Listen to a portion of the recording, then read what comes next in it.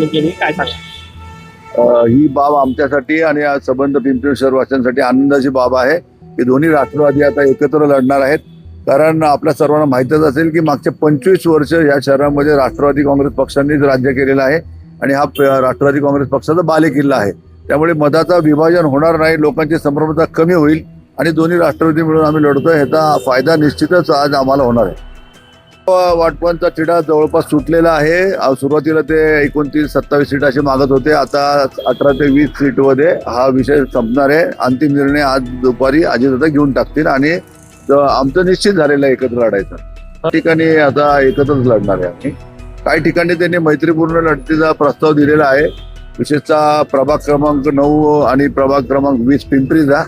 परंतु गेल्या वेळेचं जरी आपण पाहिलं असेल तर मागच्या इलेक्शनमध्ये प्रभाग क्रमांक 9 मध्ये 4चे 4 घड्याळ आले होते आणि प्रभाग क्रमांक 20 मध्ये हे 3 घड्याळ आणि एक त्या ठिकाणी कमळ आलं होतं. परंतु हाही प्रभाग आमचा राष्ट्रवादीचा प्रबळ प्रभाग आहे. त्यामुळे त्यांनी मैत्रीपूर्ण हट्ट न धरता त्यांनी तिथं आम्हाला तिथं पुढे जाऊ द्यावं अशी आमची विनंती आहे. कारण ह्या ज्या ताई आहेत सुलक्षणाताई धर, ह्या गेल्या वेळेला घड्याळ ह्या चिन्हावरनं ह्या प्रभागातनं विजयी झाल्या होत्या. तर आता त्यांनी पुन्हा ही न लढता त्यांनी आता आमदारकी लढलेली आहे. त्यांनी भविष्यासाठी त्यांच्या चांगल्या पुढच्या भविष्यासाठी त्यांनी प्रयत्न करावे, त्याकरता आम्हाला त्यांच्या शुभेच्छा आहेत. Okay, thank you.